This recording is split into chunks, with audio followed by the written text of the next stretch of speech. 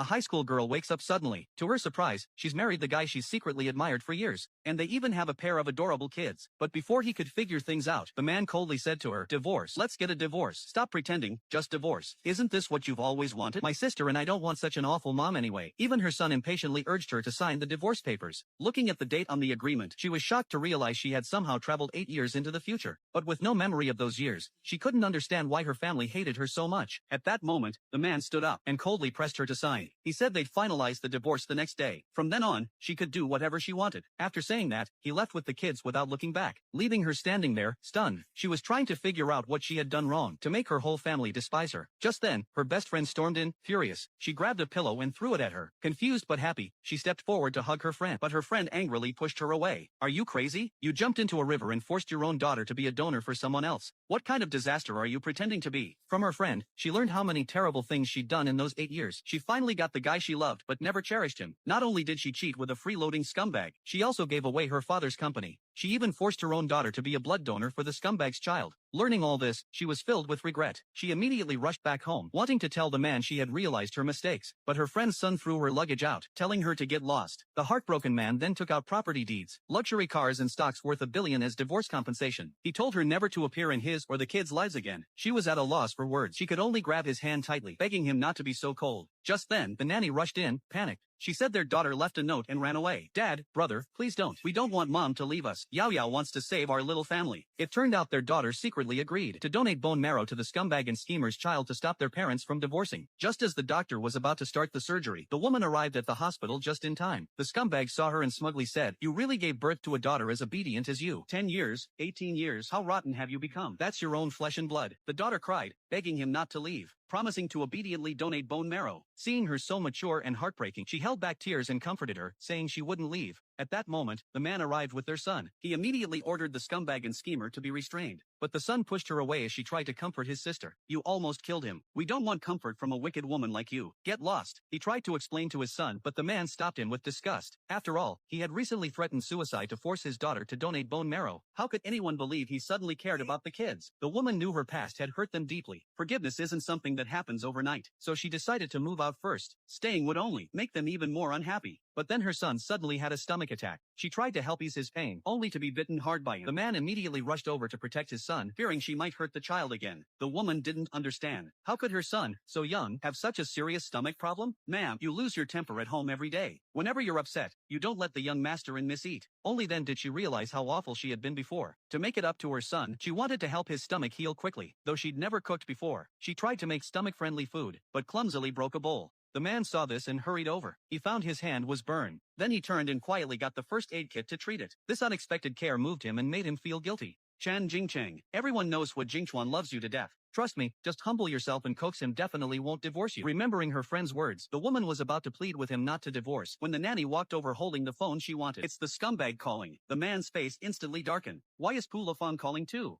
I won't ever hurt you for his sake again." Hearing this, the man's eyes flickered. He finally softened, deciding to give him one last chance. He answered the phone impatiently, asking what the scumbag wanted. The scumbag told her to come to a hotel room to discuss something urgent. Thinking this was a chance to settle old scores, she agreed. But upon entering, she was drugged by the scumbag. It was all a trap set by him and the schemer to ruin the man's reputation and destroy him. The schemer stormed into the man's home with a crowd of reporters. Crying, she claimed she was the real victim, accusing her of seducing her husband, saying they were together at the hotel. But the man firmly believed he wouldn't do such a thing. He even declared it was slander, and that they'd be facing a lawsuit. Seeing he didn't believe her, she provoked him. "If Mr. Hua trusts her so much, do you dare to confront me at the hotel?" So the man, filled with doubt, followed him to the hotel. At this moment, the waiter whispered quietly, "I saw that woman enter the room myself." The man instantly deflated like a popped balloon. "President Hua, maybe you should be the one to open this door." "Dad, don't think I believe mom is inside." Just as the man's trembling hand reached to open the door, his parents rushed over hurriedly. His mother immediately pulled out the divorce papers. She told the reporters they had already split, and warned her son, because of tonight's scandal, the company's stock price has already started to drop. Only by cutting ties with the woman completely can the Hua family be saved. Unexpectedly, even the decisive President Hua has moments of hesitation. The son saw the scheming woman's insults against his mother grow harsher. The son, who usually resented his mother the most, suddenly stood up and loudly told all the reporters, "What my grandmother just said is true. My dad got out of the car with Xin Yanan. Your mother and I have never divorced, not even for a day. She is still my wife. No matter what happens, I will always stand up for him." "No, husband. What are you guys doing here?"